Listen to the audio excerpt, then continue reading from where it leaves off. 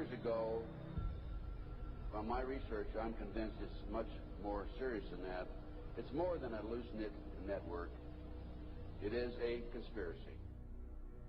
In 1784, a copy of this document was sent to the Illuminist Weishaupt and delegated to foment the French Revolution. Mean the Illuminati was responsible for the French Revolution? Yes, absolutely. The courier was struck dead by lightning as he rode through Ratisbon on his way from Frankfurt to Paris. What about a little divine intervention there, huh? The police found the subversive documents on his body and turned them over to the proper government authorities. After careful study of the plot, the Bavarian government ordered the police to raid Weishaupt's newly organized lodges of the Grand Orient and the homes of some of the most influential associates, including the castle of Baron Sonderdorf. Additional evidence thus obtained convinced the authorities that documents were a genuine copy of a conspiracy by which the Synagogue of Satan had controlled the Illuminati at the top, planned to use wars and revolutions to bring about the establishment of one kind or another of a one-world government, the powers of which they intended to usurp as soon as it was established. In 1785, the Bavarian government outlawed the Illuminati and closed the lodges of the Grand Orient. In 1786, they published the details of the conspiracy. The new order of the world, our enterprise is now a success. He said these blind slaves say they are free and highly educated, even as they march behind, notice this word, signs. Have you ever taken time to analyze a sign or a billboard or a logo?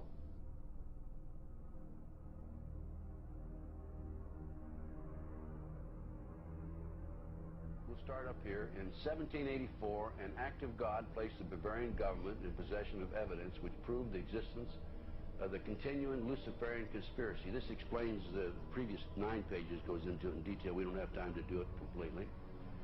Conspiracy.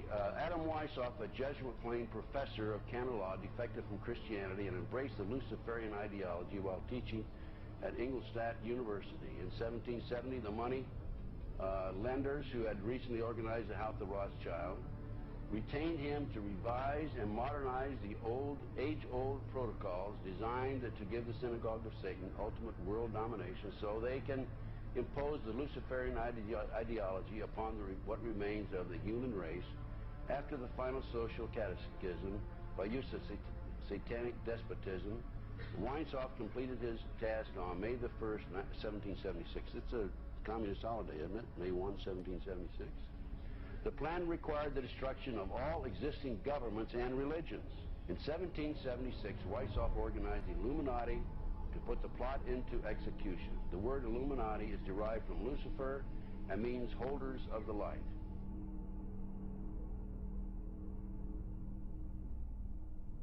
Weishaupt's revised plan required his Illuminati to do the following things to help them accomplish their purpose. 1.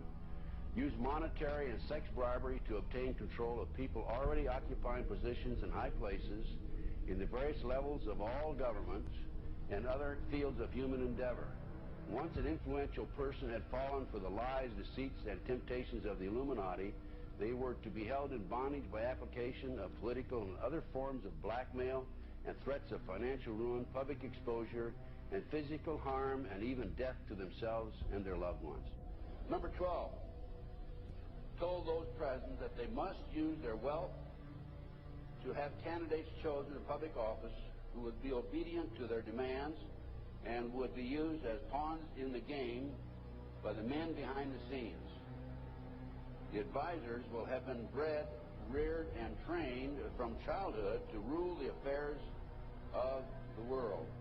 Number 13, control the press. Number 16, infiltrate into the secret Freemasonry to be used for their purposes. That's been documented many times. Number 17, expound the value of systematic deception, use high-sounding slogans and phrases, and advocate lavish promises to the masses, even though they cannot be kept. I will not forget the wound to our country and those who inflicted it. I will not yield. I will not rest I will not relent in waging this struggle for freedom and security for the American people. So I don't know where he is, nor do, I just don't spend that much time on it. We will not tire, we will not falter, and we will not fail.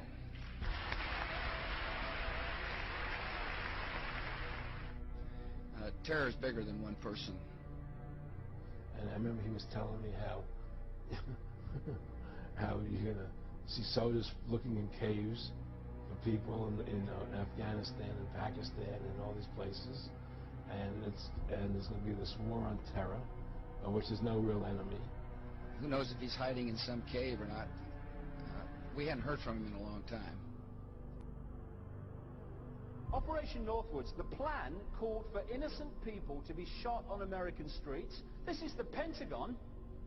For boats carrying refugees fleeing Cuba to be sunk on the high seas. For a wave of violent terrorism to be launched in Washington, D.C., Miami, and elsewhere.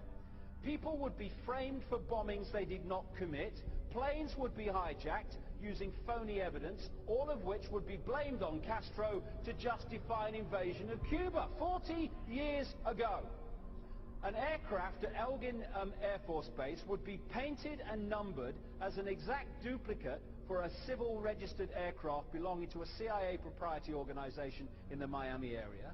At a designate time, the duplicate would be substituted for the actual civil aircraft and would be loaded with selected passengers, all boarded under carefully prepared aliases. The actual registered aircraft would be converted into a drone, remote-controlled plane, their word for it. Takeoff times of the drone aircraft and the actual aircraft would be scheduled to allow a rendezvous south of Florida. Now, he's been tested unlike any other president. This 9/11.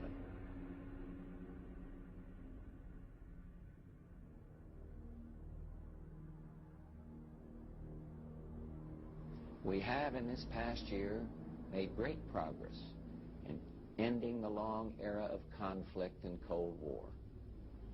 We have before us the opportunity to forge for ourselves and for future generations a new world order, a world where the rule of law, not the law of the jungle, governs the conduct of nations.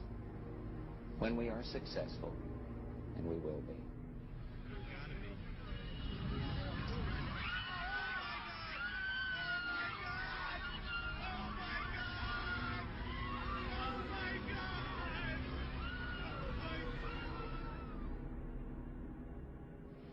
He argued that the use of any and all means to reach their final goal was justified on the grounds that the ruler who governed by the moral code was not a skilled politician because he left himself vulnerable and is in unsuitable position to his throne. He said those who wish to rule must have recourse to cunning and to make-believe because great national qualities like frankness and honesty are vices in politics. Fellow citizens will meet violence with patient justice, assured of the rightness of our cause, and confident of the victories to come. In all that lies before us, may God grant us wisdom, and may He watch over the United States of America.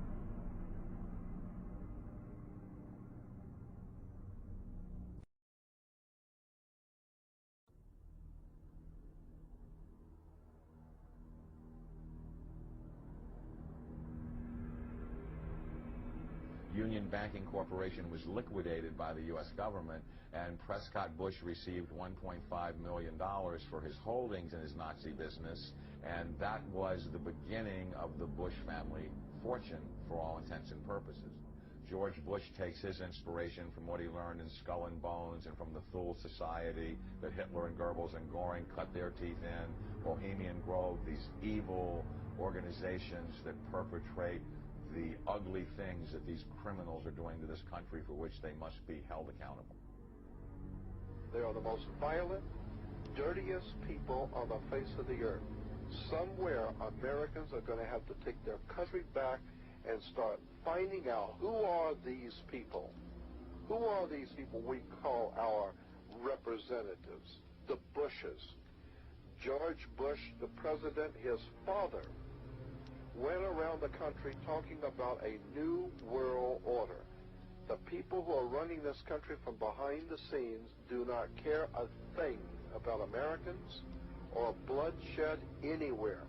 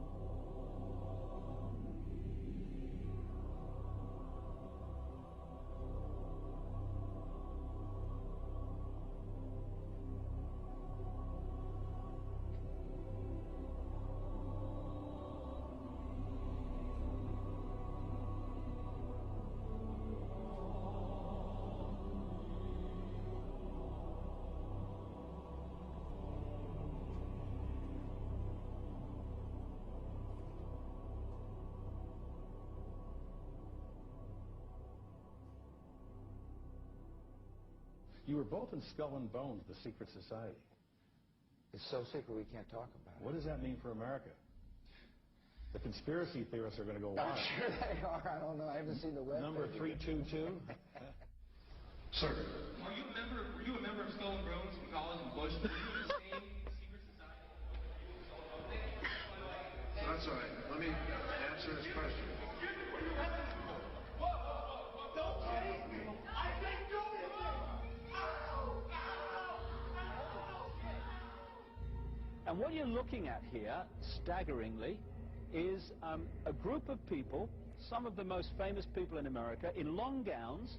Behind them there, you see a 40-foot stone owl. And there's the fire between them, next to the lake at Bohemian Grove. Now, one might wonder, understandably, why the people that run the banking, political, economic system and the media in America should be dressed in long robes doing a ceremony to a 40-foot stone owl. I think we should be told. No doubt you'll be hearing about all the differences between John Kerry and George W. Bush. But we've discovered they do have something in common. During their respective college days at Yale, they both belonged to a group called Skull and Bones. He's come pretty close. She was part of a team that successfully recorded part of the initiation ceremony that takes place in the tomb's courtyard.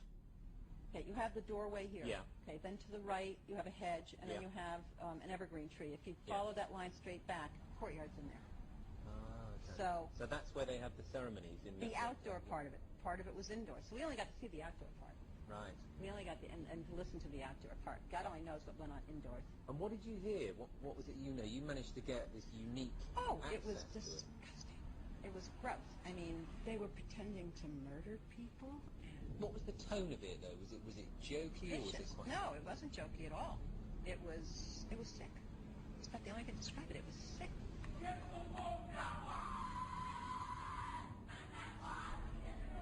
What you're hearing is the first recording ever made of the Skull and Bones initiation ceremony. It has never been broadcast before.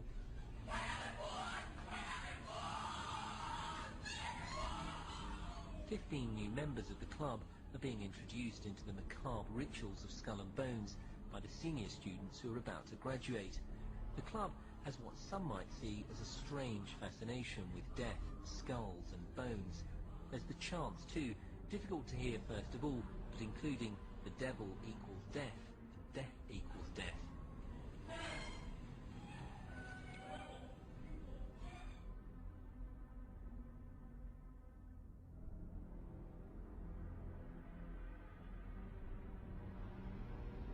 But when you get into a secret society of spirit worshippers, then, and especially when you're invited there by the direction of the higher-ups in the spirit world, you never get out of there alive.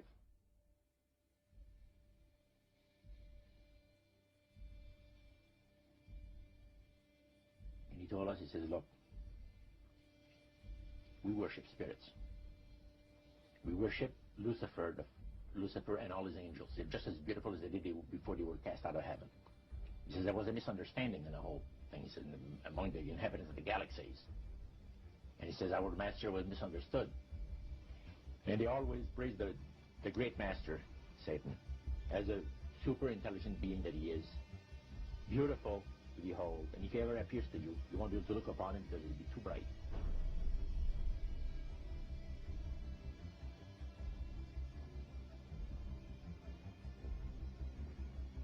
What have Herbert Hoover, Art Linkletter, Jack London, and Richard Nixon all had in common? Well, they've all been members of the exclusive all-male Bohemian Club in California, where every year at this time, the elite from around the country get together for 2.5 weeks of fun and games. Among its members are businessmen like Leonard Firestone and Edgar Kaiser, and political figures like Gerald Ford, Henry Kissinger, William French Smith, and George Shultz. President Reagan, Vice President Bush, and Defense Secretary Weinberger are members of other camps. Richard Nixon is a Bohemian, and so are high-ranking executives of such companies as Eastern Airlines, Standard Oil of Indiana, and Bank of America. Privacy is one of the Grove's most cherished virtues. Members may not photograph, record, speak, or write about activities at the retreat. While many public officials are Grove members, the press is a distinctly unwelcome guest. We're from ABC News. Well, get back there. Get back there. Can we talk to somebody in the... Get back there. You see, for over 120-plus years in Northern California, in Sonoma County, on a 2,700-acre secluded redwood grove, leaders from around the world, prime ministers, chancellors, presidents, governors, again, the heads of industry, banking, academia, the media, Hollywood, travel there to engage in bizarre, ancient Canaanite, Luciferian, Babylon mystery religion ceremonies. We were inside 4 hours. That's only one day out of the 2 weeks that they meet there for the admitted Summer Fire Festival of the Bohemian Club.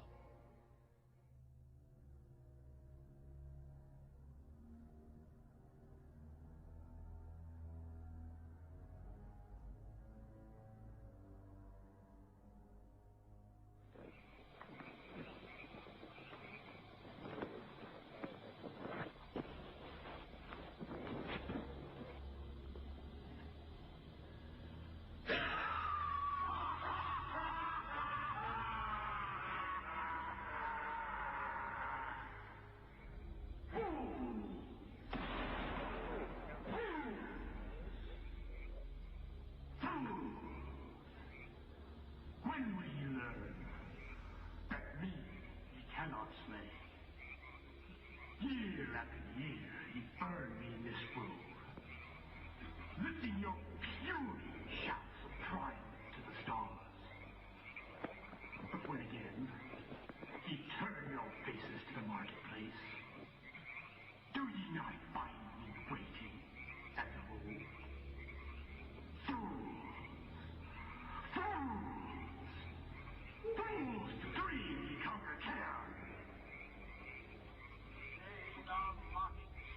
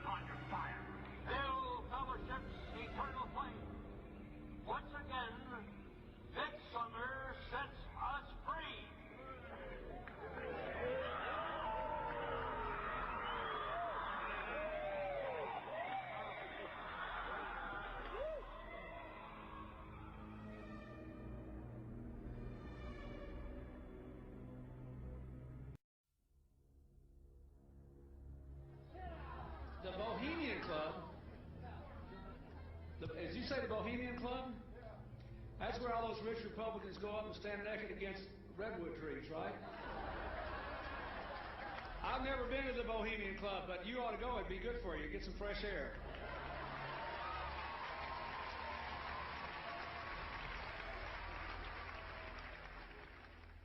One last question.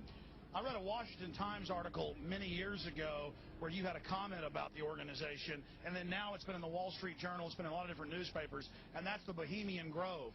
And back in, what was it, 1996, when you joined as a Clinton advisor, the Republicans were criticizing you, oh, what about Bohemian Grove? And then you countered them by saying, hey, I don't run around in the woods naked. What did that mean? Here is the before-mentioned Washington Times article where he said, I didn't run around naked like they do. I don't know what quote you're referring to. I'm not aware of any quote like that. Listen, I am a happy member of the Bohemian Grove. I like the folks who come there, and it's really inappropriate for me to talk about the group beyond that.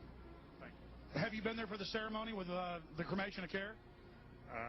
Frankly, I don't think that's something I need to talk to you about. Really? That's right. I'm Alex Jones, and I snuck in there in 2000. I'm the guy that blew it wide open and got the video. It's been on national TV. Well, I disrespect you for that. You do? I do. But there's a lot of big public officials going in there. Don't we deserve to know? I don't know anything about you, and I don't know anything about your film. But if you go in there with an understanding, you violated that understanding by releasing that film, and I don't respect you for that. Really? But we have public officials. I'm sorry. You took an understanding when you went in there that you would not do that film. Did you have an understanding when you went in there? No. Did you crash it? Yes. Yeah, and it has no trespassing signs there too, doesn't it? No, they put them up after. Oh, I'm sorry. Just walked in. I'm sorry, sir. I've been there before. I know what the circumstances are, and I'm sorry you violated the understandings.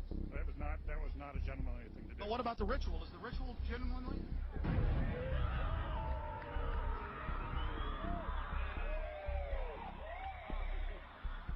Sir, everything. I don't owe you this comment. I know. This is what's called ambush journalism, and I disrespect you for that as well. So thank you and goodbye. The ritual? That's none of your damn business.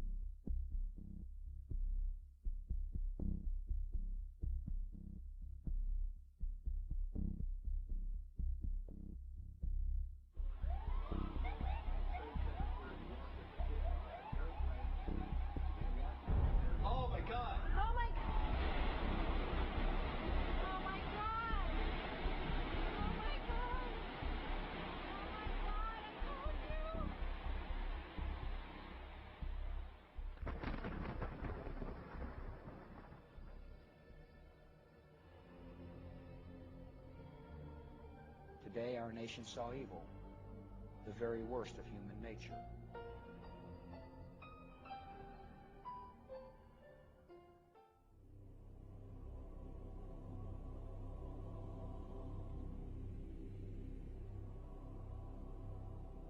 They had exactly the same agenda, and that was for bringing in this New World Order. I heard George Bush talking at that time. He was talking to Bill Clinton, and I've since photographically recorded it and wrote it verbatim in our book, that when the American people became disillusioned with Republicans leading them into the New World Order, that Bill Clinton, as a Democrat, was going to be put into the office of president. This was decided in 1984. Actually, I'd heard about it even prior to that. But that, as of 1984, they were already discussing it as an absolute fact. The CIA is carrying out mind control on countless numbers of unwitting American victims. And he even went so far as to say the basic methods that they use in this mind control: hypnosis, drugs, and torture. Three parts policy that they had adopted there. The second one was to find a way of being able to get total control of people's minds. And that would be done by taking hypnotism out of the realm of the occult and introduce it as a new science for the benefit of mankind.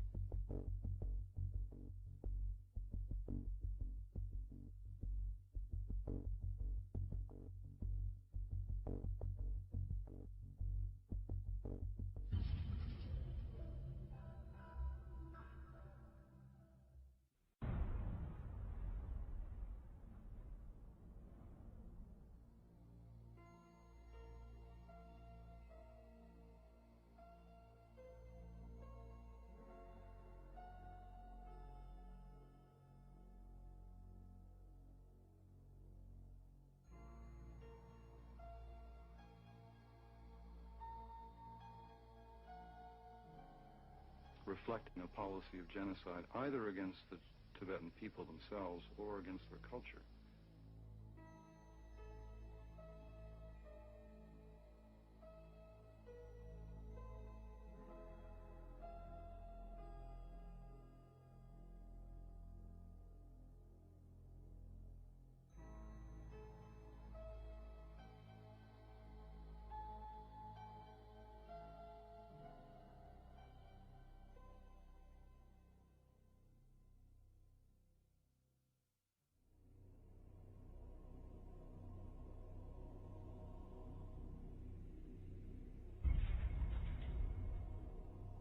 Once I realized I had met an honest, genuine, high-level Freemason who told me there were 13 levels of Freemason above the 33rd degree, and that these people were God. There was no God, they were God. So I asked them about their plans to kill people, and they said, yes, there are too many people on the planet. We need to get rid of several billion, and war doesn't seem to work, so we're going to use disease and starvation.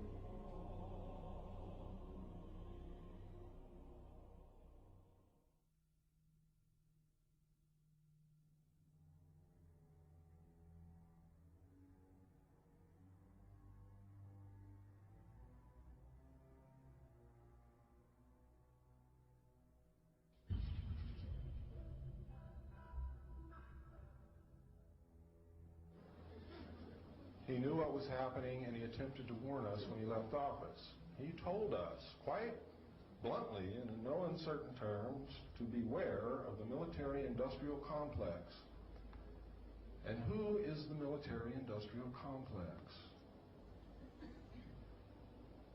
It is the members of the Council on Foreign Relations, and since the inception of the Trilateral Commission as well.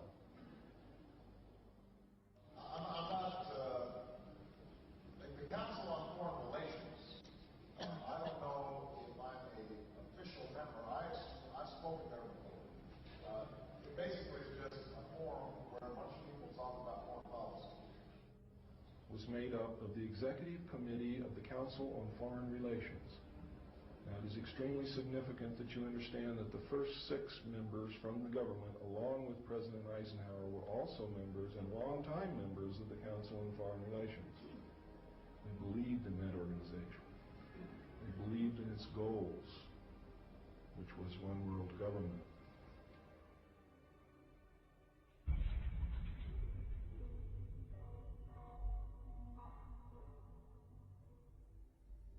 Number 15, create industrial depression and financial panic, unemployment, hunger, shortage of food. Use this to control the masses or the mobs, and use the mobs to wipe out all those who dare to stand in the way. Well, I'll tell you right now, every expert I talk to is talking about food shortage. And it's coming, I'm convinced. What were they? Because I'd never seen anything like that.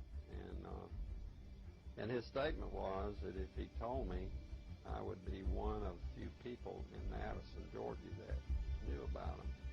And he says they're disposable coffins. They were stacked, he told me, 15 high.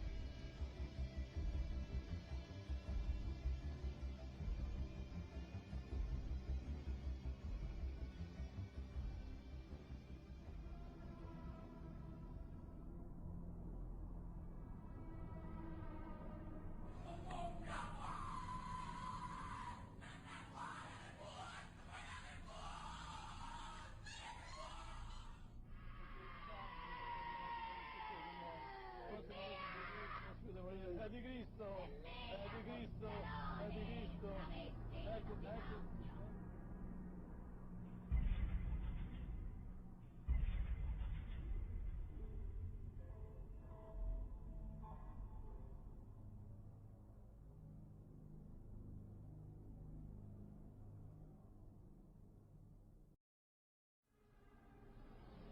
One of the driving forces behind this movement, the Illuminati, is the satanic cult movement in this country today.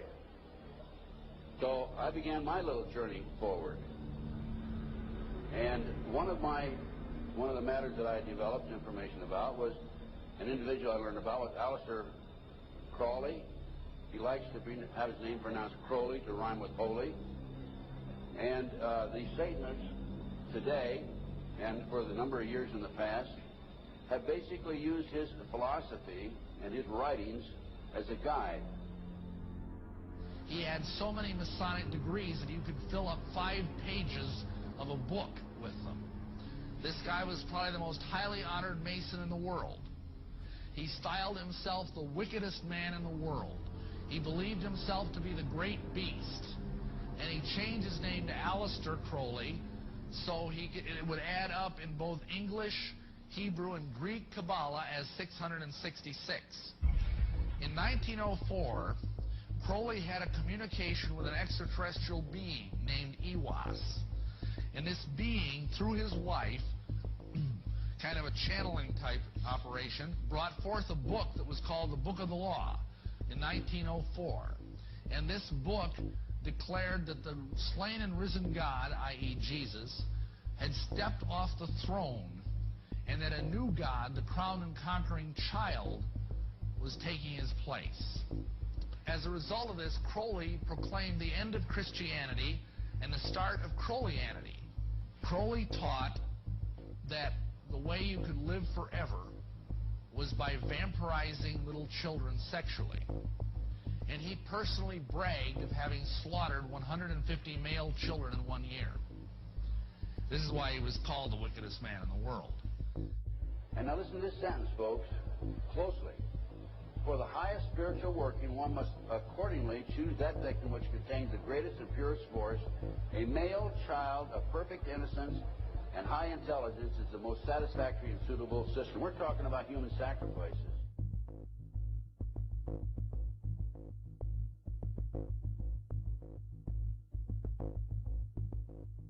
And they'd also drug them up, and they'd take a sacrificial knife and they'd start from the chest and move all the way down to your abdomen. And then that's how they sacrificed, and they'd collect the blood and they'd drink it. When the mid-September through mid-November, they sacrificed babies and nothing but babies because they need the pure blood of the untainted children. And I didn't understand what it was like. I can't believe I'm seeing this every year of my life. I've experienced that, and that was the hardest part for me. It's like hearing those babies literally scream and cry, and then seeing their blood flow. The little boy was taken to a basement. He was crucified alive. First he was skinned. Why is it that no one knows this? Because there's Satanists in the police force and also in the government, the army. They're everywhere. They're even on the council of the representatives of the United States also. And they're silenced because this is not being exposed because they don't want it to be exposed. Because they're really good at lying and hiding things. Rebecca, what happens to the people that want to come out of Satanism? They get killed. They get followed. They get taken. They get sacrificed in front of the congregation of the Satanic Church. Why? Because they know too much information about the Satanists and who their names in places of where they keep the people underground, and they just know too much information. It's like being in a gang or in a mafia. You don't get out alive without consequences.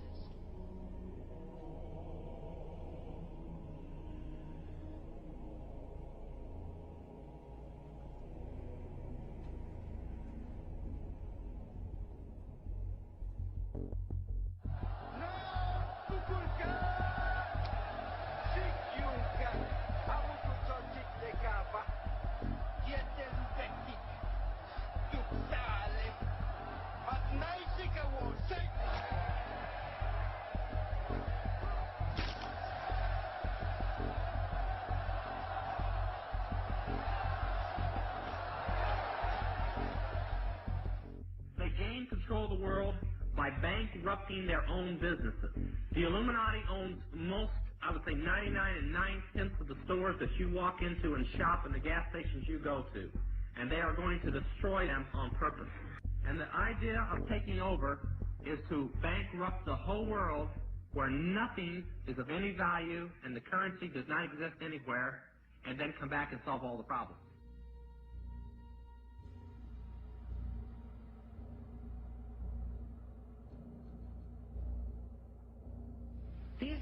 These guys who are manipulating my mind and programming me for mind control purposes claimed, and these criminals in control of our country as well, claim to be gods, demons, and aliens in order that I feel totally helpless, in order that I felt like they were beyond my realm to affect.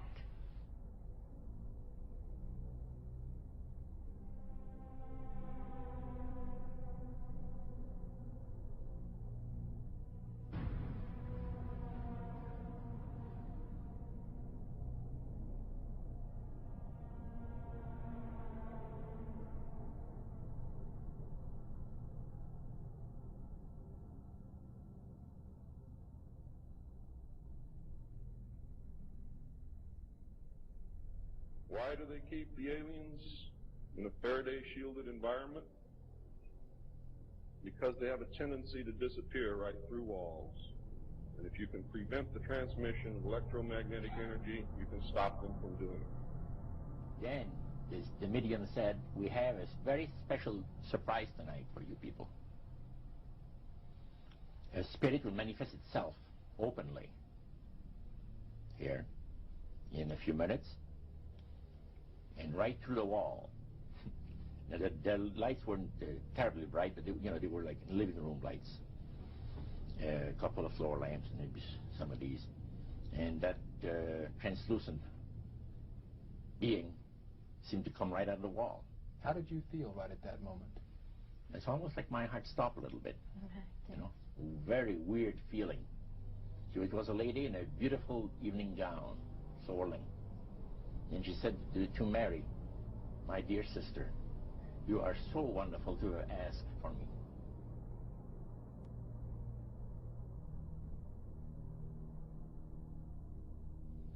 So, he said the supposed spirits of the dead that you're talking with are demon spirits. They're fallen angels. They're beautiful beings. Just set it out, just like that. Oh, yeah. It didn't make you uneasy when he said they were Well, it shocked you a little bit, something that you first hear mentioned to you. He said, you guys have got a great future ahead of you. Because we've been told, the high priest of our society, secret society, has been told that the master has very special plans for you to. Now, what did he mean by the master? Satan. He said that she was made successful in her singing career by a dear friend of hers that was the same age as she and died when she was 18 years of age. And Loretta was trying to get into the singing world, but she says, I had no success at all. Until one night I was sitting in bed reading a book. And she says, who walks right through the wall but my friend, the spirit of my friend? And she says, Loretta, I'm going to make you a very famous person in singing Western country music, and I will be with you all the time. She said her voice went through me. The power. See? And you saw this in a television documentary? Yeah. So this was, I believe, 1976 it took place. Now, the priest explained that when people believe in this business, they are actually opening themselves to be completely deceived by demon spirits, because it gives the demon spirits an opportunity to impersonate the dead. See? And for people to believe their lies. Isaiah 14 and 11 even speaks of vials being built into his body. Vials are pipes. The pipers calling you to join him. The Illuminati doesn't produce rock music to entertain you. They don't produce rock music to make money. They don't need that money. They own everything anyway. They do it to put demonic influence in your life.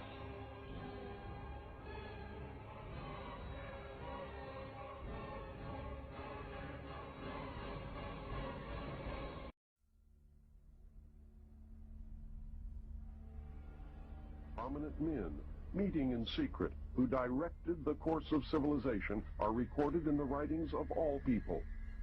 The oldest is the Brotherhood of the Snake, also called the Brotherhood of the Dragon, and it still exists under many different names. The Brotherhood of the Snake is devoted to guarding the secrets of the ages and to the recognition of Lucifer as the one and only true God. If you do not believe in God, Lucifer, or Satan, you must understand that there are great masses of people who do.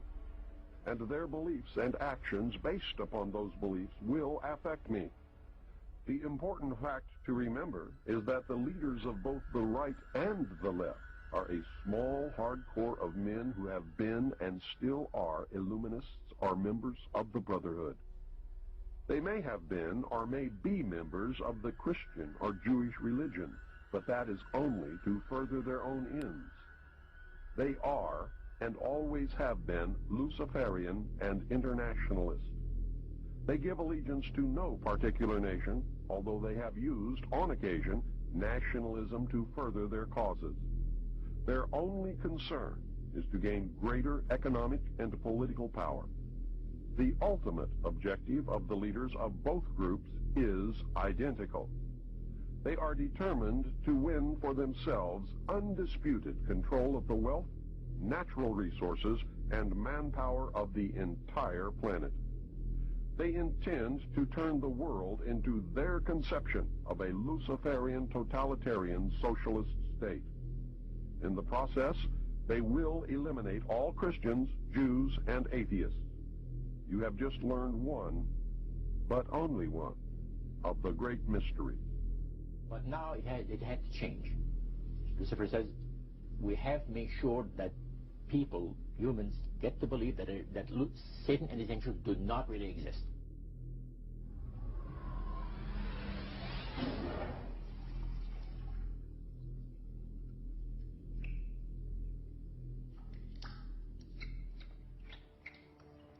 That's what they're trying to do. They're trying to disconnect us from multidimensional infinity so that we don't see the world from that perspective, and therefore see through the illusion and see through the nonsense and see through the lies. And then once they've disconnected people, they then program this lower level of our consciousness with a reality that suits them.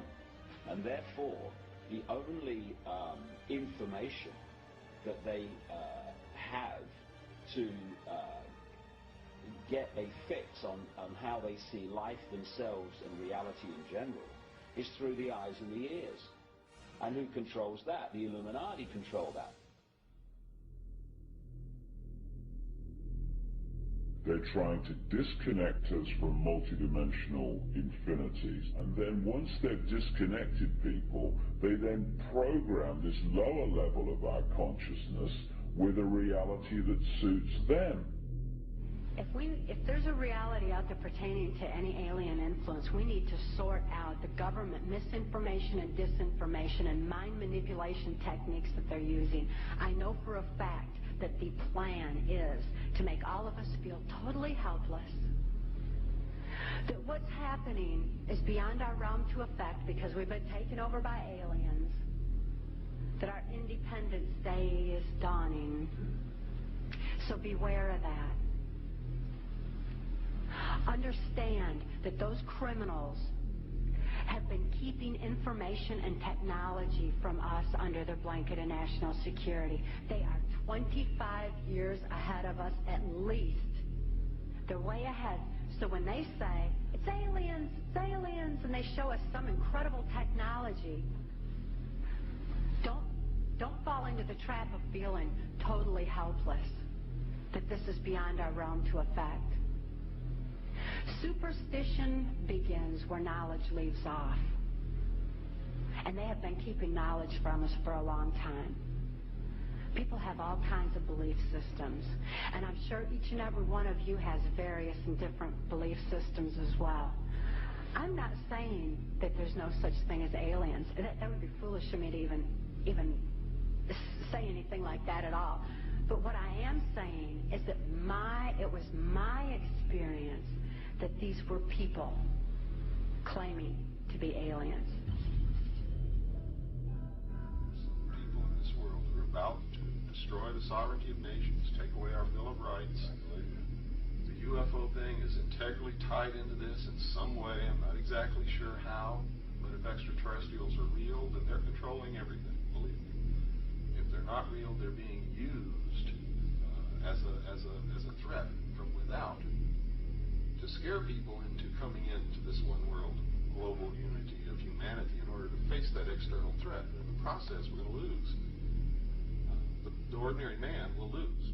You need to understand, disinformation is deliberate deceit to hide other things. And so there's so much of that.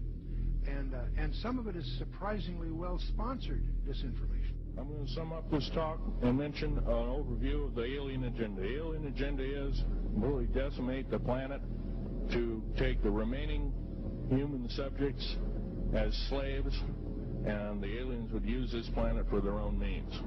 My question I'd like to ask is this. If the aliens have a 1,200 IQ, can speak all these languages, and are so powerful, what prevents them from just taking over? Well, it's a good question. We're an alien species to them, and our germs have a tendency to kill them. They're also a dying race, and they're in far worse condition than anybody with the worst case of terminal cancer. They are in need of us to some degree. And some of it is surprisingly well-sponsored disinformation. So I think my question is actually to Clifford Stone. You said that you had seen aliens on a craft that had crashed. I wondered if you could describe what they look like. I could, but it would probably take a whole lot of time. The reason I state that, when I got out in 1989, we had cataloged 57 different species. You have individuals that look very much like you and myself that could walk among us and you wouldn't even notice the difference.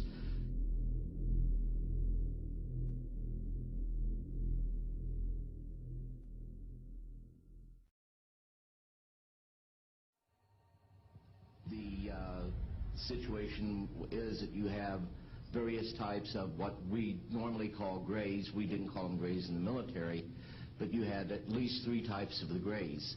You had some that were much taller than we were. The unique thing that I'd like to point out for the most part is that the entities that we did catalog were in fact humanoid. Now this created a situation where the scientific community was trying to figure out why that would be the case. Because you would expect that if life evolved on other planets, that they would take on some type of other being, so to speak, not necessarily look humanoid or be bipedal such as we are. But apparently we got quite a few of the species out there that are humanoid in appearance, and that creates a question that yet has to be answered by science.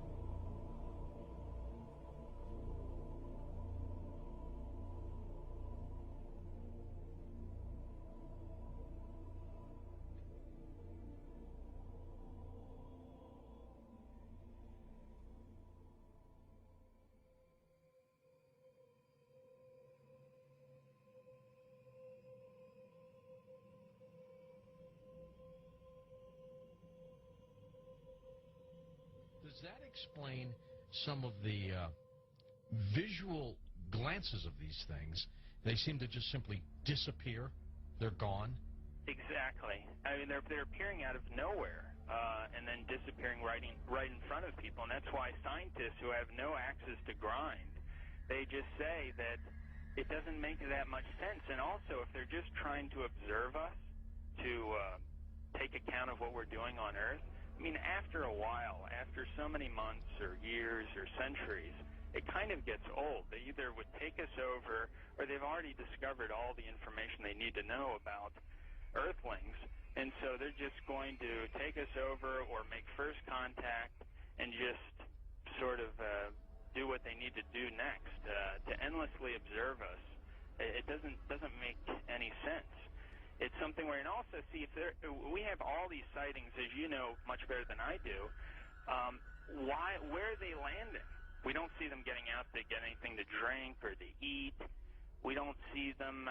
They've never tried to make contact with any large amount of people in a major city, and so this doesn't. And also all the endless medical procedures that the people who have claimed to have been abducted. Why the endless medical procedures? I mean, if we're talking about such an advanced race of alien beings, they don't need to do that over and over and over again. Interesting perspective. Let's talk about some of the facts out there of evidence that may support your conclusion that the UFOs are spiritual phenomena, not physical, like so many other people also believe. What can we pinpoint again? Well, again, it's something where you cannot have a material or a physical being penetrating the ground, penetrating the water, appearing in front of people, then disappearing instantly, and then also changing colors, sometimes only when they're accelerating, with every color in the spectrum has been recorded. Many UFOs coming and making one UFO breaking apart and then going into multiple UFOs.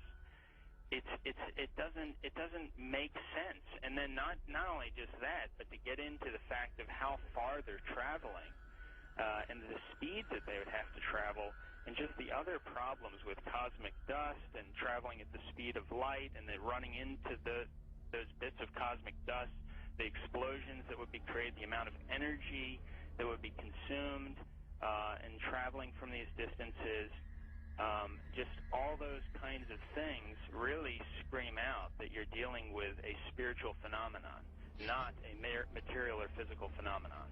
There does seem to be a deception here, because I've always wondered, my gosh, if they're that benevolent, if they're that understanding of humankind, make yourself available.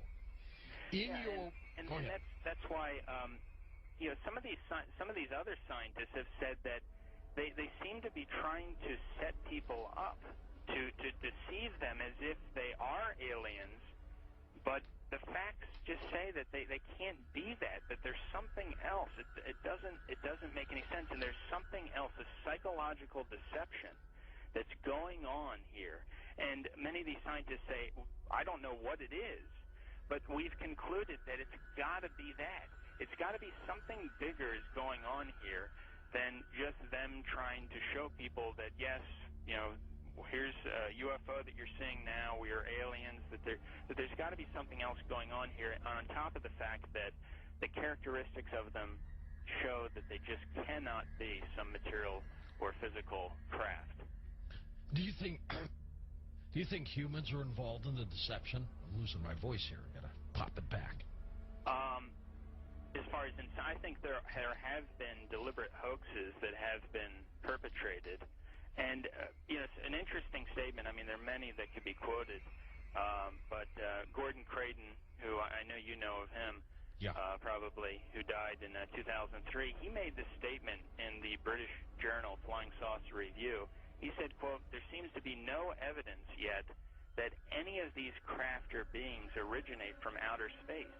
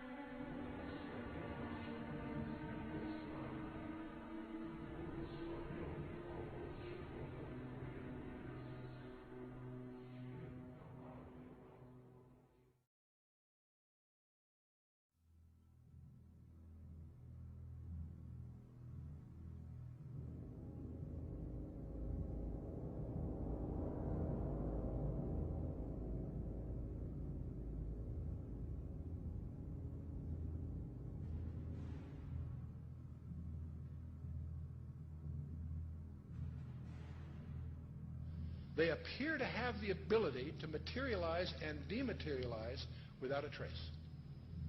One of the great mysteries of the UFOs isn't seeing them, is trying to figure out where are they when you don't see them. Some people say, well, they're from another galaxy. Most physicists will debunk that for lots of reasons. They seem to pose that way, but for lots of, if they came, if there are that many coming from another galaxy, you think you'd sense the traffic. We'll come to that with some more reasonable explanations, and you're going to discover the two top researchers in the last century, really, is Jacques Vallée, France, and J. Allen Hynek, the American. Now, J. Allen Hynek was head of astronomy at Cornell, and he set out to debunk this nonsense about UFOs, and he became one of the most ardent, competent, balanced researchers in the trade. J. Allen Hynek, he died a few years ago. Both of these respected researchers came to the conclusion that they're not intergalactic for lots of physics. There are a lot of physics rebuttals to that conjecture. They both argued that these things are demonic. Their term. They've written many, many books. You can check them out. These are not religious people. They're not people with any kind of personal agenda. But they came to the conclusion that these things, on the one hand, and by the way, we take for granted that we strip away the nonsense and the hoaxes, set that aside. There's tens of thousands of files you have to wallow through. When you cut through all that, there's still a core group, a substantial core group of real events that need explanation. And so on the one hand, they exhibit physical properties on the one hand. On the other hand, they also violate all physical laws. And so the conclusion from that both J. Allen Hynek and Jacques Vallée and others have come to is that they're hyperdimensional, that somehow they come from another dimension periodically.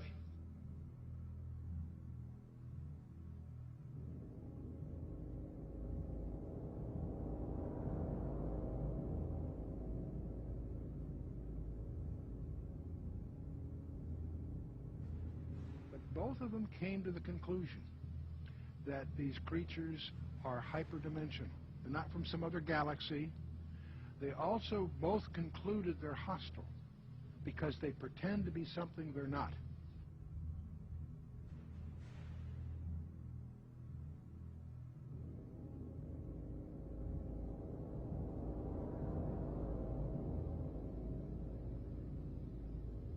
Guys getting the image? Franklin, we see a long line, a couple of star-like things, and a lot of things swimming in the foreground. Can you describe what you're seeing?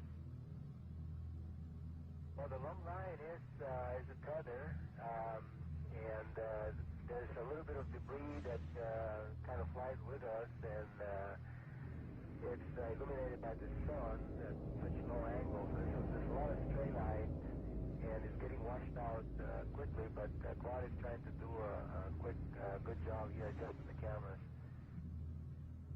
It wasn't until a few years ago that I really started to get into researching all this information, looking at, going through thousands of pages of information about UFOs that just confirmed, what I had already believed about this phenomenon. That I believe the evidence clearly points that they are, in fact, demons. And, there are others, Brother Michael, who are now beginning to believe that as well. So you're not out there all by yourself anymore. So these demons would make them then spiritual phenomenon. I would take it, right? Yeah, I think when you look at it, there's certain characteristics that everyone will agree has been seen and demonstrated also by these UFOs, such as they penetrate the ground, they penetrate water, they disappear in front of people, they appear right in front of people. One person will see a UFO and the person next to them will not see the UFO. They change colors, sometimes only one accelerating. They change shape, they change size. Many people have made the comment that they seem like they're alive almost. And so these are all characteristics of something that's not a physical or material being or construction. It's got to be something that's a spiritual phenomenon with those kinds of characteristics.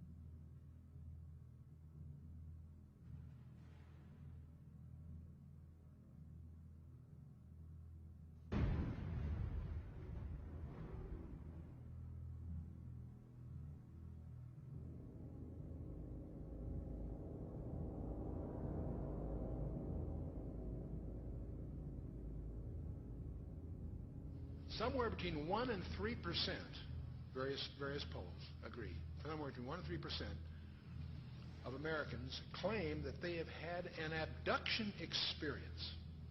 That's over 5 million people, or in that neighborhood. Not a few thousand deranged people, not a few, disaffected. This is, we'll talk a little more about this. This is a very, very disturbing phenomenon in the counseling profession. Now, part of the problem of the UFOs is they have some paradoxical behavior.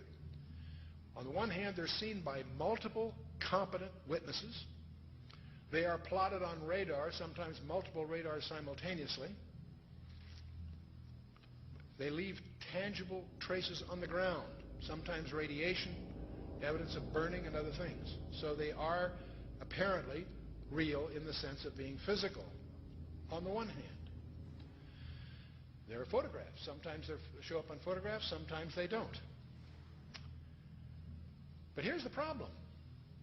While they seem to be tangible on the one hand, they exhibit behavior that can't possibly be physical. They can go in excess of 6,000 miles per hour without sonic booms. What on earth does that mean? I'd like to know how they do that trick.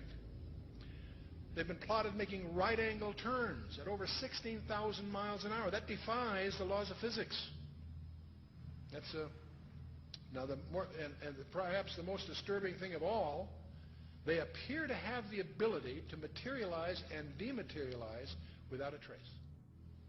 In his book, Secrets of the UFOs, ufologist Don Elkins made the following observation. I have found that some people can achieve the contact phenomenon simply by being hypnotized, and the same general message permeates over 90% of the millions of words received by thousands of people around the world. No one knows what hypnosis is. No one knows what goes on in the mind. It's an altered state of consciousness like yogis and witch doctors have been practicing. It loosens the normal connection between your spirit and your brain, and of course if the hypnotist can control you, make all kinds of suggestions, make you think things are happening that are not happening, make you think you have powers that you don't, experiences that you haven't, even implant memories. Other beings, if there are other minds out there, they could also do the same thing.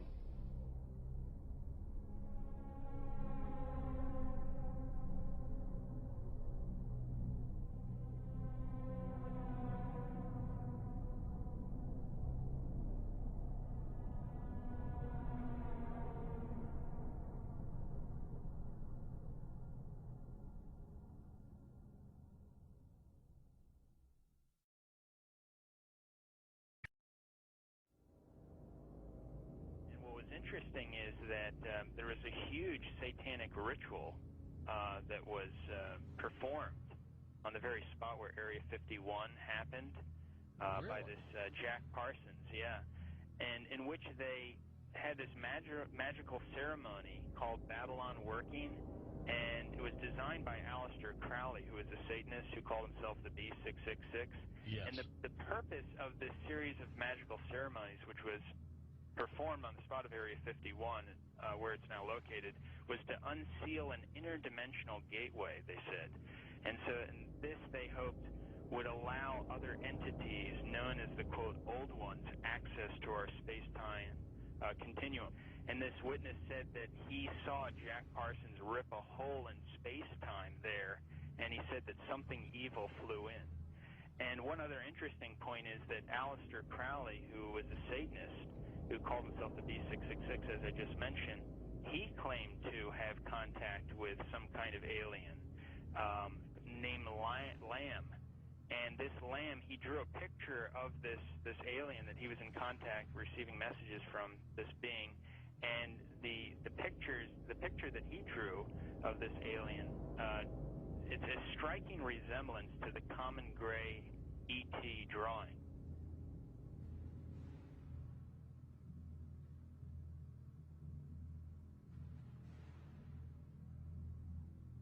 And obviously they have the secret base there where advanced aircraft is being tested. And so it's not one or the other, it's actually both. And what's interesting is this fellow Jack Parsons, who was the main person involved in the satanic ritual, he was involved in creating some of the most advanced technological stuff that we have right now in rocket propulsion systems.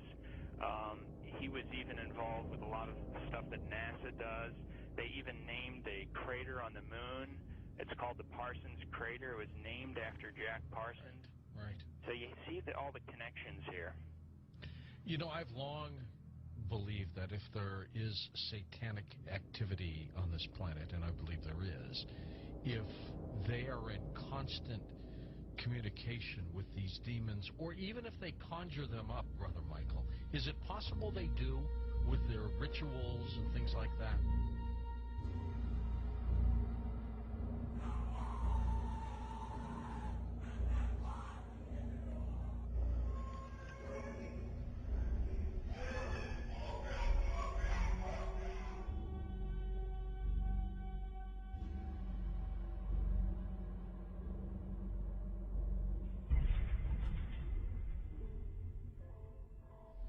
The chief advisor to Queen Elizabeth I, Sir John Dee, he was a Kabbalistic black magician.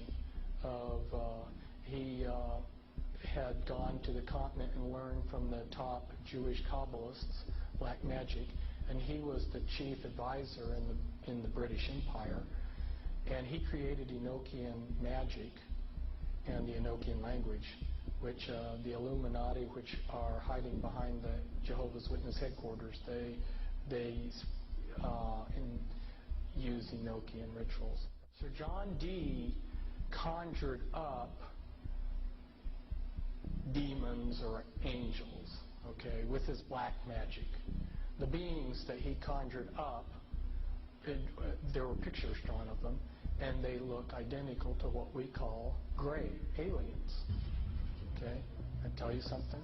And then I visit with debriefing people that came out of high levels of the Illuminati, and these different types of aliens are participating in Illuminati rituals.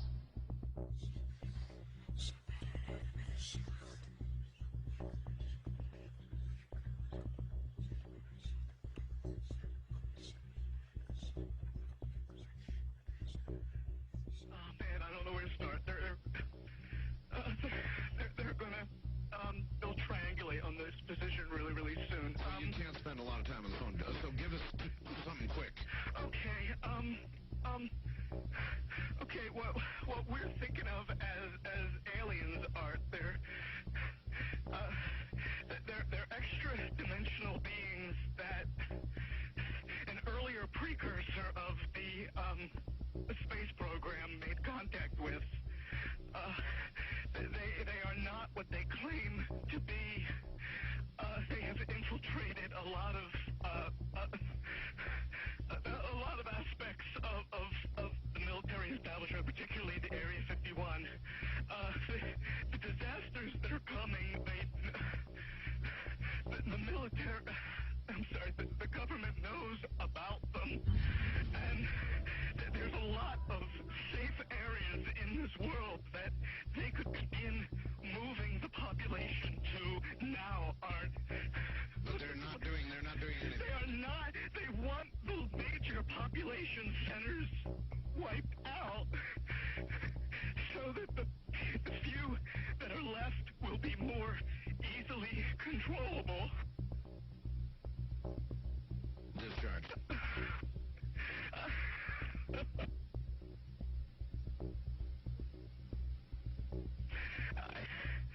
I started getting...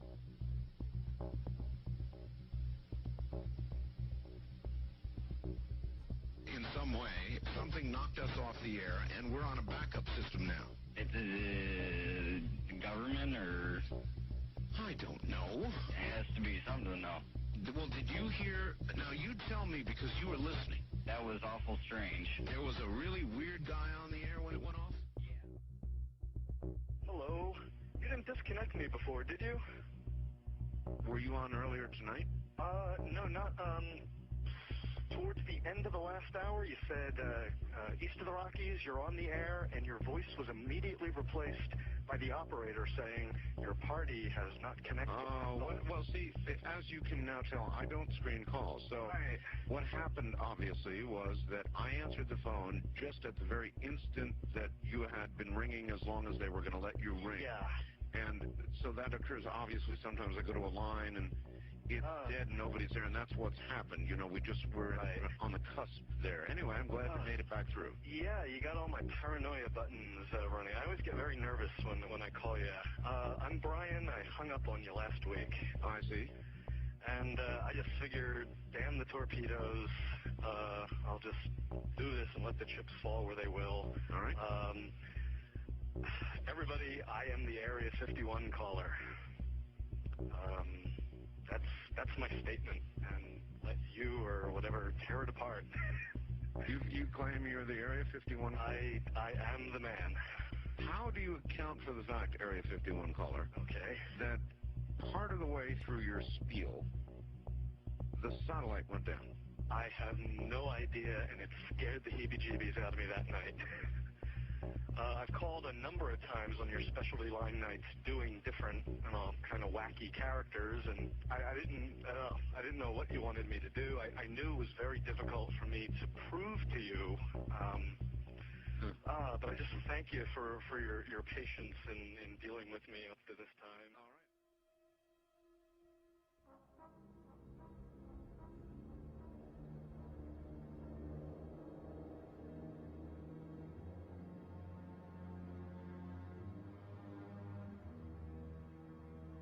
Perhaps we need some outside universal threat. I occasionally think how quickly our differences worldwide would vanish if we were facing an alien threat from outside this world. And yet, I ask you, is not an alien force already among us? What could be more alien to the universal aspirations of our peoples than war?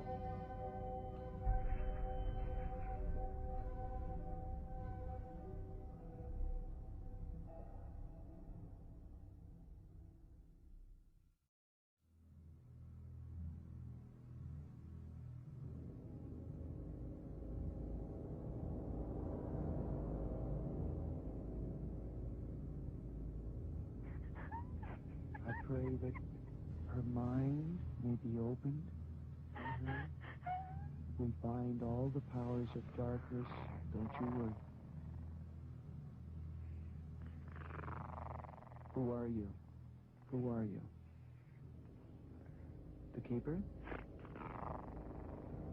Rebecca? Rebecca, Keeper, get out of the way. I command you to stay out of the way. Rebecca? Yes? Say, I, Rebecca, Oh, Rebecca. want love. Stay out of the way, Keeper. Stay out of the way. I want love. I want out. I want out. Say, I put my trust I put my trust in God. in God. In God. Stay out of the way, Keeper. God. Libera, mamma mia, no, no, maligno, maligno, è Cristo più forte. Cacciale via. Di la verità. Di la verità. Di la verità.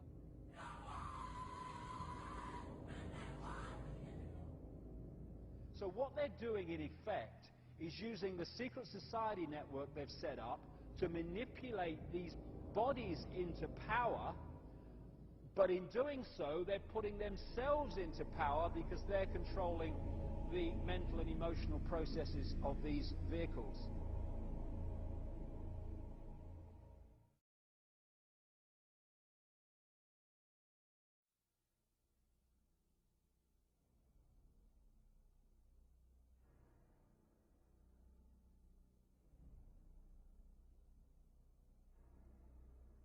There are many different kinds of entities that do not have a human form, that operate just outside of human sight, and history has recorded them as demons and all this stuff.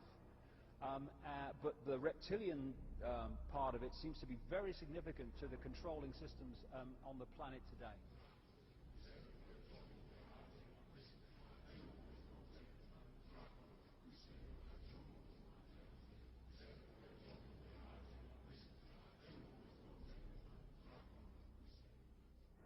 Today, there's a lot of genetic experiments and Nephilim being created that are hybrids, and this is a very important part of what the Illuminati is doing.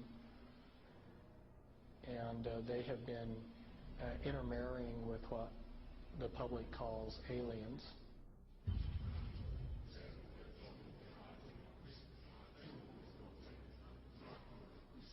So that these people aren't human as we would know human. They've been pretty thoroughly demonized. Bottom line is I have concluded that there are no good aliens. The aliens are demons, and we've got a mixture going on of demons and flesh and blood, and we've also got other genetic experiments.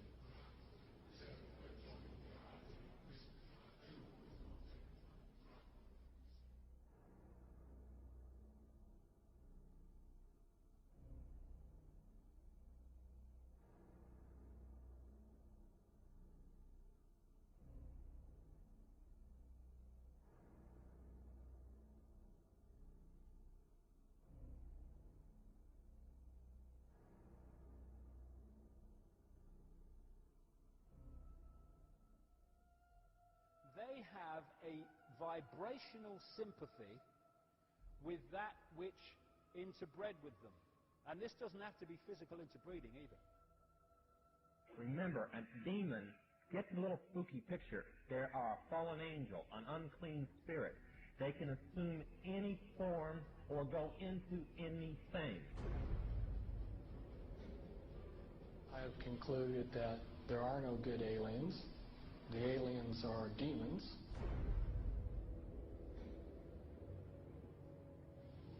We can establish through this testimony that these objects of extraterrestrial origin have been tracked on radar going thousands of miles per hour, stopping and making right-hand turns. That they use anti-gravity propulsion systems, which we have already figured out how they work. That extraterrestrial life forms have been retrieved, and their vehicles have been taken and studied thoroughly for at least 50 years.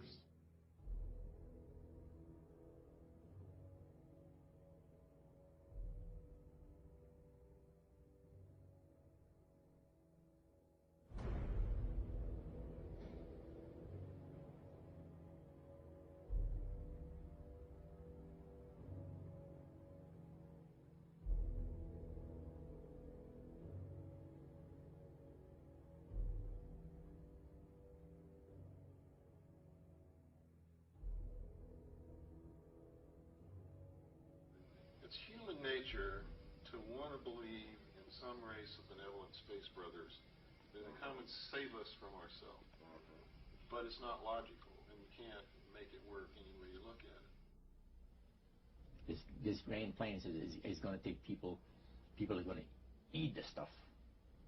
Because it says spirits, demon spirits, will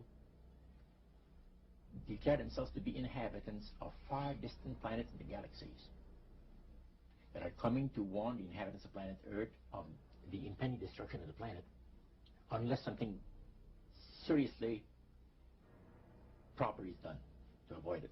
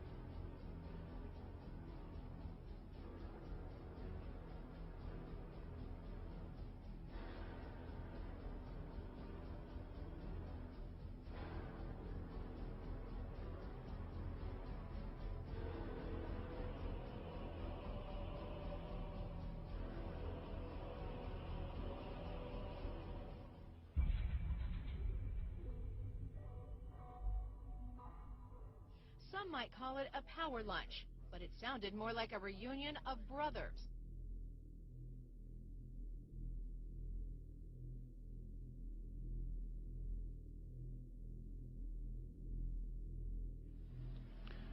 The Illuminati were to obtain control of the press and all other agencies which distribute information to the public.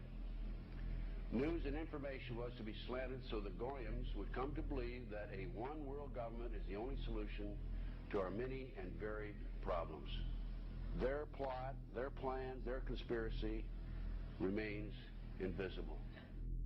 The whole agenda is to create a one-world government where everybody has an RFID chip implanted in them. All money is to be in those chips, right? There'll be no more cash. And this is getting me straight from Rockefeller himself. This is what they want to accomplish.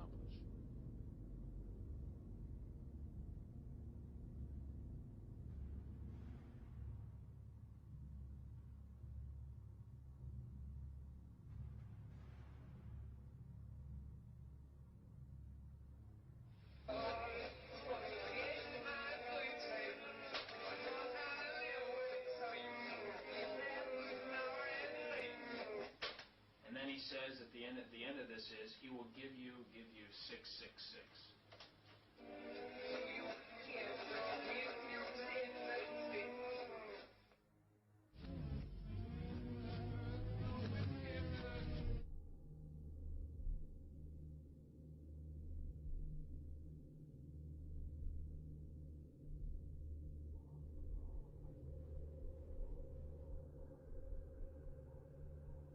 Behind them is a cult of evil, which seeks to harm the innocent and thrives on human suffering.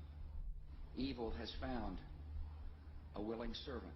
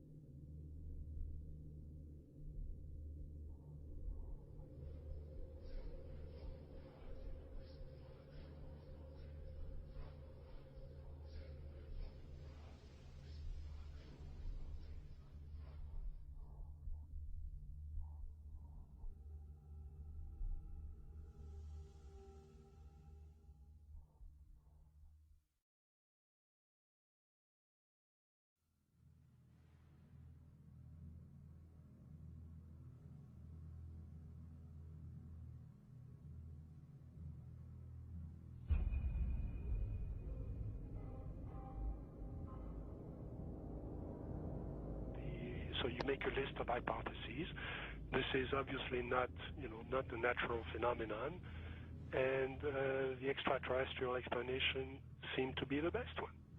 Why shouldn't we know that there's got to be life throughout the universe? So why shouldn't it be able to come here, especially since there must be civilizations there that are thousands, if not millions of years ahead of us? But then as you get more and more data, you realize that's not what the witnesses are describing.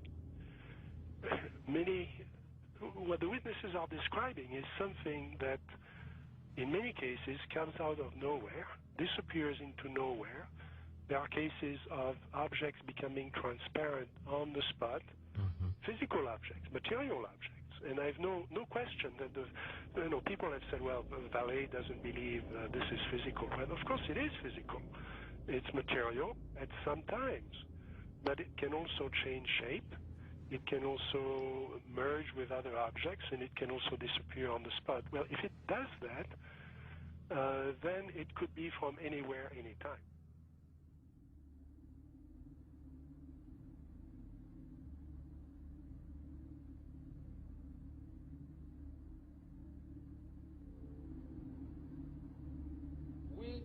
Always try to, to discredit the old legends, trying to say, no, these people were crazy, they thought everything was possible.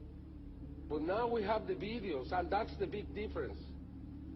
Could you believe There are videos now of probably angels in the sky.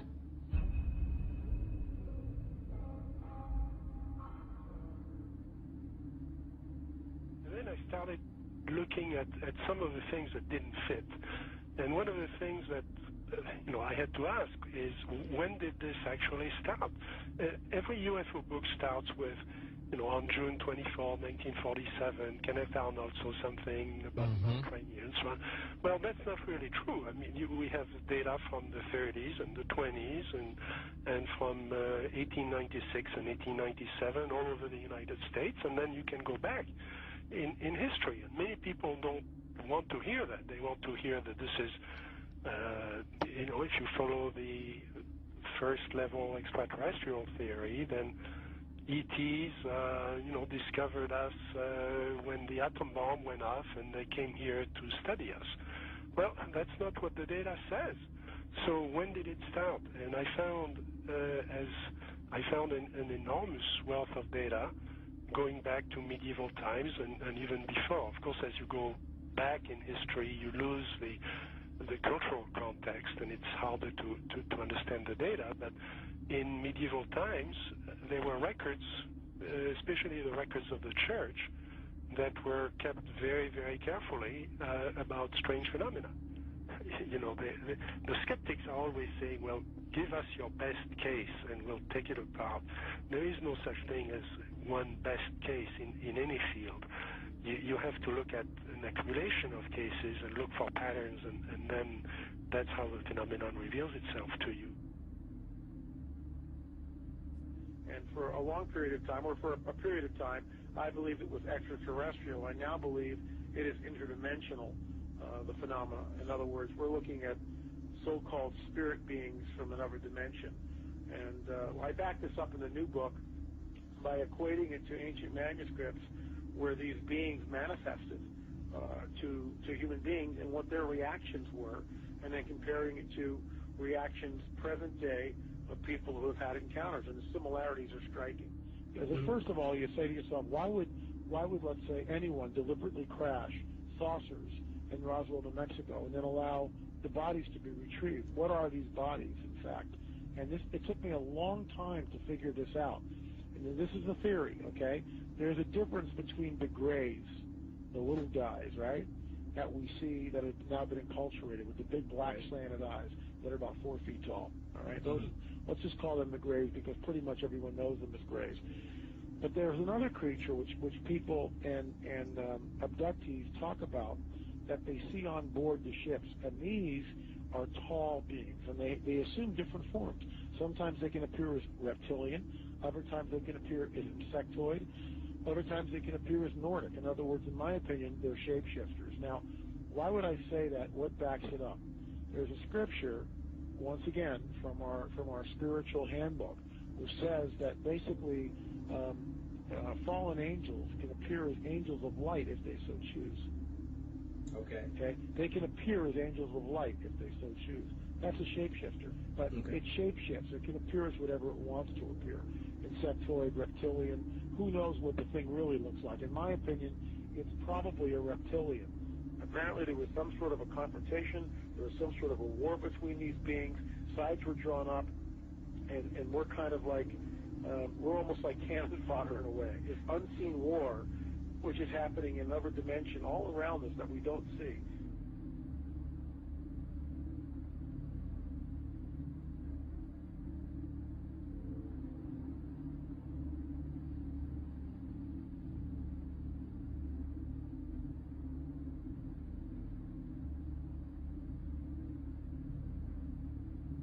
So my point is this. What if the grays are nothing more than some sort of a biological suit that enables the demons, let's say, to interface in this dimension? That's what I think the grays are. That's why they're expendable. Me thinking, I wonder if there's some sort of like a biological clone or some sort of a body, if you will, that these demons could interface, inhabit, and then, of course, move about in this three-dimensional time-space continuum.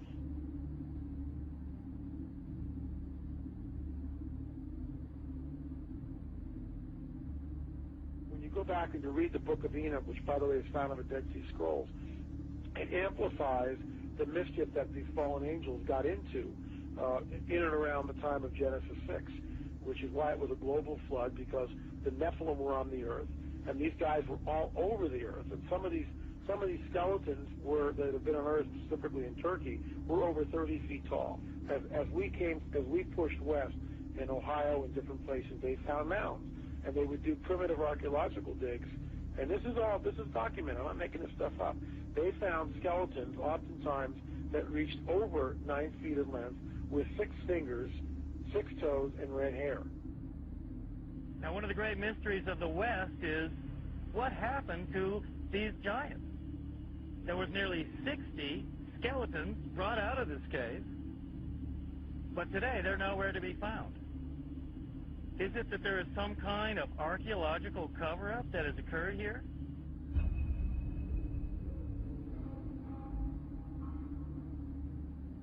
The main point is that that term is used of angels, fallen angels. And the offspring of those fallen angels with human women has produced a hybrid called a Nephilim. In the Hebrew, the term means the fallen ones. Also, the term is gigantes, which doesn't mean giants, it means earthborn. There was a gene pool problem on the planet Earth. Is that where the Bible then says that Noah was perfect? He wasn't perfect as his generations, verse 9.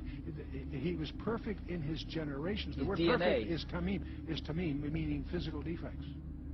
You know, when you see something like that, it's overwhelming. It will change your worldview.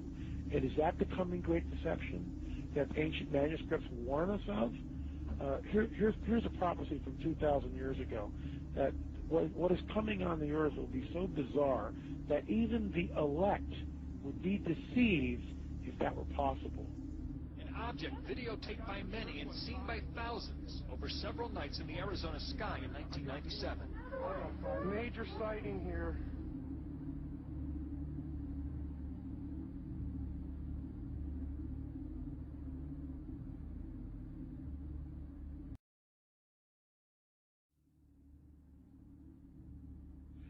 I believe that many of us were shown these documents over the years so that later we would talk about it. I mean, how can you keep the existence of extraterrestrials, if they were real, a secret? And how could anyone keep quiet knowing that they had seen documentation, official government documents labeled top secret, that expressed that these extraterrestrials were real and had visited this earth? I wanted to know just how true all of this was, and I began a program of research to find out if extraterrestrials were real. What I discovered was amazing. What I discovered, ladies and gentlemen, is that there has been a plan in existence to create an artificial extraterrestrial threat to this earth in order to create a one-world totalitarian socialist government. All the bombardment of the public with movies about flying saucers in the 50s, right after the United Nations Treaty was signed and the UN Participation Act was pushed through Congress, and all of the incidents since that have convinced the majority of the American people that flying saucers are real and extraterrestrials exist, and that flying saucers are from an extraterrestrial origin. This is being promulgated in many ways, by television commercials, in the movies, in the newspapers, by creating incidents either real or imagined.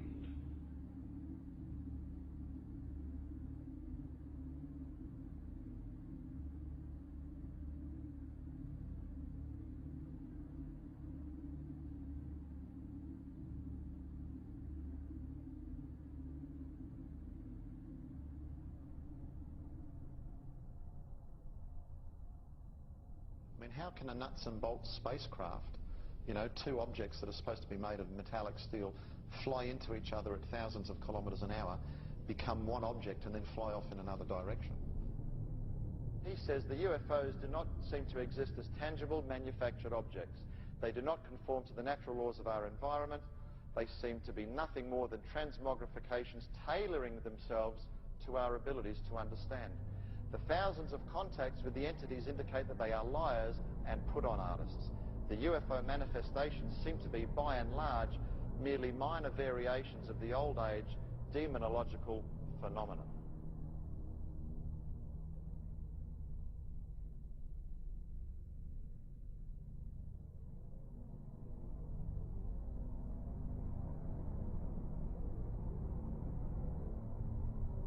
And again, the researchers will show you that the messages being received are deceptive in nature. They will tell you things like, well, you know, we've come from Venus or Mars. In the 60s, that was the messages. Well, we now know that's impossible. Now they say they come from Sirius or Orion or Zeta Reticuli or somewhere far off, where we can't test those claims. And that's the problem. And some of the stories they've told us, like that, we know to be demonstrably not true. And if someone comes to you, Chris, and tells you a story and does all these things and says, I'm here to help you, but then does brutal things to you and then lies to you, then I don't think trust is a good place to start.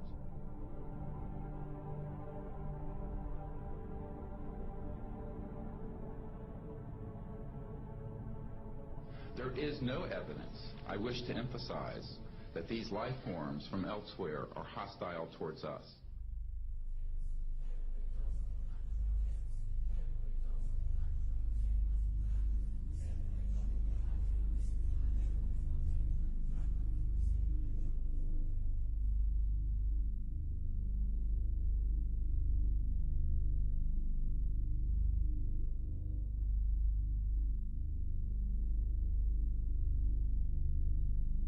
Better way to implement a plan to bring about a one-world government than to create the possibility in the minds of the people of the world that we are being threatened from some other species, from some other planet, and do it in a way that if anybody questions it or challenged it or wants to talk about it publicly, that they are ridiculed.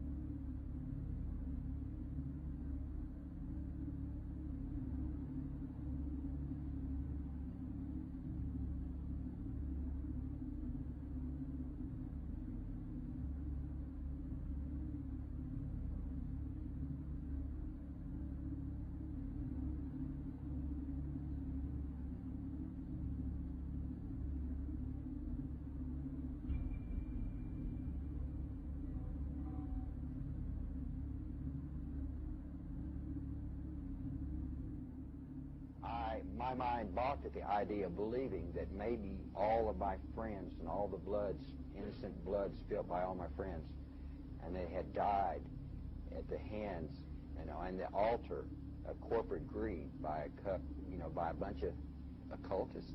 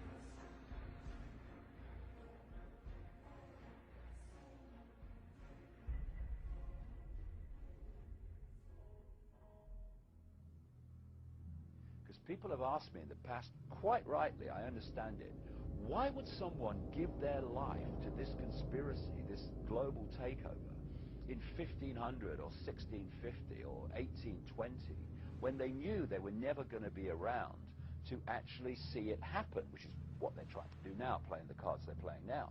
The answer to that is they were just vehicles. These entities are the common force passing through history.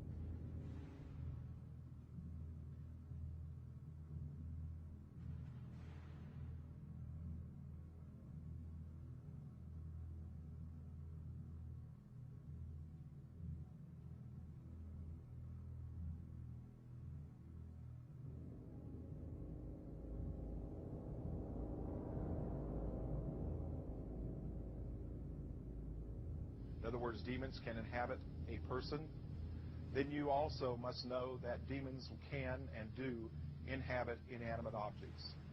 I've seen it happen over and over again.3:22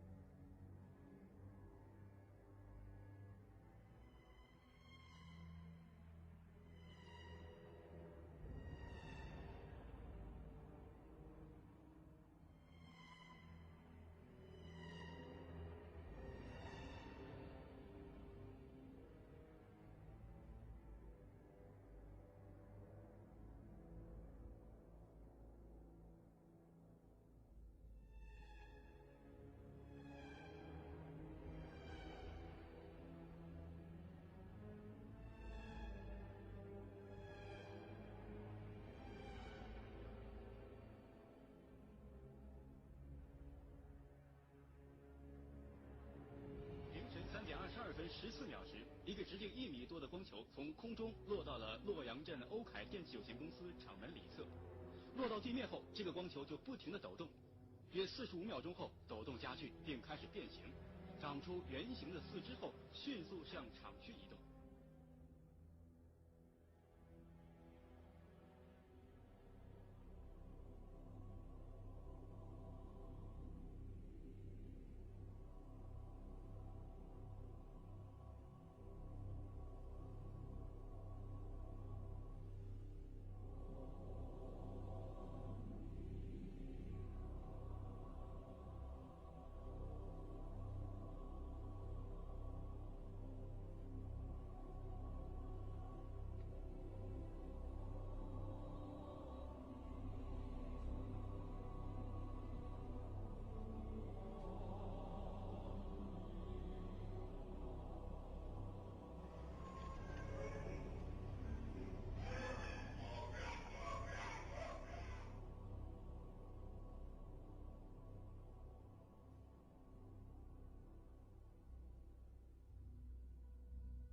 And so you're going to see guys going into caves looking for looking for people that they're never going to find.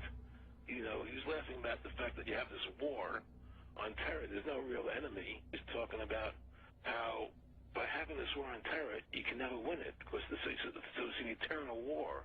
And so you can always keep taking people's liberties away. And I said, how are you going to convince people that this war is real? He said, but the media can convince everybody it's real. I mean, you know, it's just that you keep talking about things, you keep saying it over and over and over again, and eventually people believe it. Our war on terror begins with Al-Qaeda, but it does not end there. Multiple intelligence estimates have warned that Al-Qaeda is actively planning attacks on the United States homeland from its safe haven in Pakistan.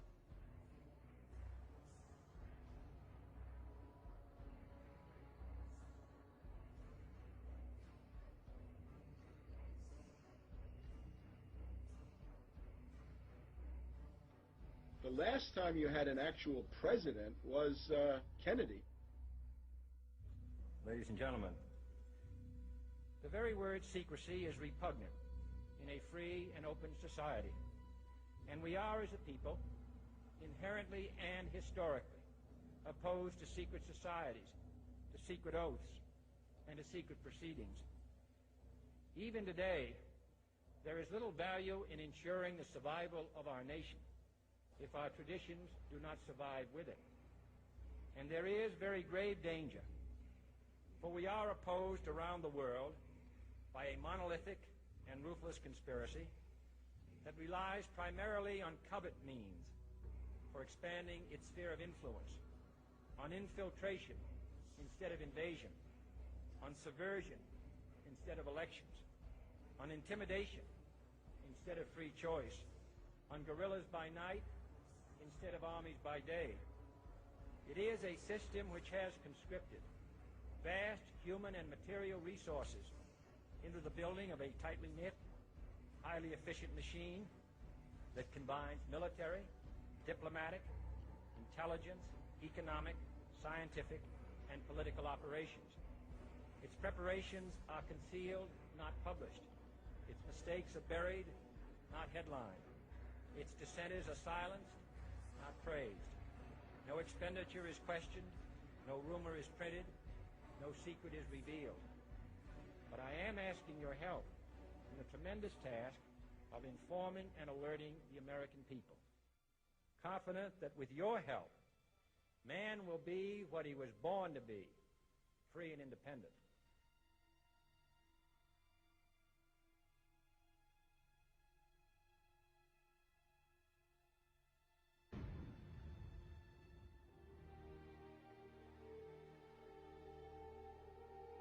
For I have complete confidence